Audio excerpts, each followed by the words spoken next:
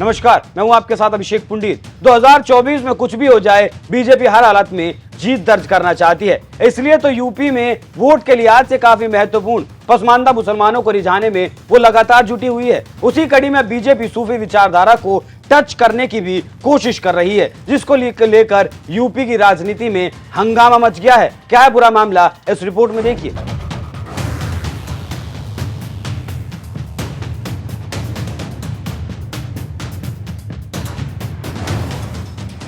केंद्र की सत्ता में लगातार तीसरी बार आने को लेकर जी जान से जुटी बीजेपी मुसलमानों को लेकर काफी फिक्रमंद है। पार्टी ने मुसलमानों तक अपनी पहुंच बढ़ाने को लेकर एक और रणनीतिक पहल की है। बीजेपी के अल्पसंख्यक मोर्चा की तरफ से आयोजित ये आउटरीच प्रोग्राम प्रधानमंत्री नरेंद्र मोदी के विजन और सरकार की कल्याणकारी नीतियों से दरगाहों को रूबरू करवाने की एक पहल बताया गया है। पार्टी की यह पहल पसमानदा मुसलमानों के बाद अब मुस्लिम समुदाय के एक अलग वर्ग सूफी अनुयायियों को खुद से जोड़ने के प्रयासों का एक हिस्सा है। इसी सिलसिले में 12 अक्टूबर को लखनऊ में आयोजित कार्यक्रम में 100 से ज्यादा दरगाहों के लगभग 200 सूफी नेताओं ने भाग लिया। बीजेपी को उम्मीद है कि ये सूफी नेता देश भर के मुसलमानों तक सरकार की नीतियों और योजनाओं को पहुंचाने वाले दूत की भूमिका निभाएंगे। बीजेपी ने सूफी समुदाय के साथ जुड़ने की दिशा में ये कदम उठाकर ये बताने की भरपूर कोशिश की है कि प्रधानमंत्री मोदी और पूरी पार्टी भारतीय संस्कृति के अभिन्न अंग के रूप में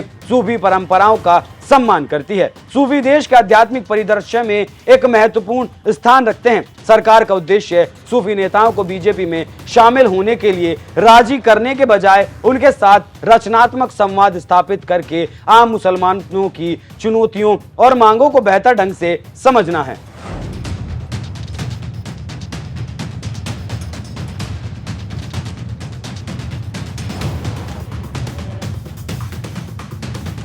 बीजेपी सूफी संवाद महाअभियान की शुरुआत भारत में मुस्लिम समुदाय के साथ जुड़ने का प्रतीक मानती है। सूफी नेताओं और अनुयायियों तक पहुंचकर पार्टी का लक्ष्य समावेशिता को बढ़ावा देना, विभाजनकारी विचारधाराओं का मुकाबला करना और मुस्लिम आबादी के व्यापक स्पेक्ट्रम तक अपनी नीतियों और दृष्टिकोण को पहुंचाना है। बीजेपी के आउटरीच प्रोग्राम से साफ है कि पार्टी समाज के विभिन्न वर्गों में अपनी पहुंच को बढ़ाना चाहती है। सूफी समुदाय के साथ जुड़कर और उनसे उनके समावेशी मूल्यों पर जोर देकर बीजेपी का लक्ष्य समर्थन का व्यापक और अधिक बहुआयामी आधार तैयार करना है। ये दृष्टिकोण इस मान्यता को दिखाता है कि सबका साथ, सबका विकास, सबका प्रयास सही है। इसे समाजवादी पार्टी, बीएसपी और कांग्रेस की हालत खराब है, लेकिन राजनीतिक विश्लेषकों की माने तो ये सफल नहीं होगा। लेकिन अगर सफल होता है तो तीसरी बार केंद्र में की सत्ता में मोदी को आने से कोई नहीं रोक पाएगा। आप इस खबर पर क्या राय रखते हैं? अपनी राय हमें कमेंट कर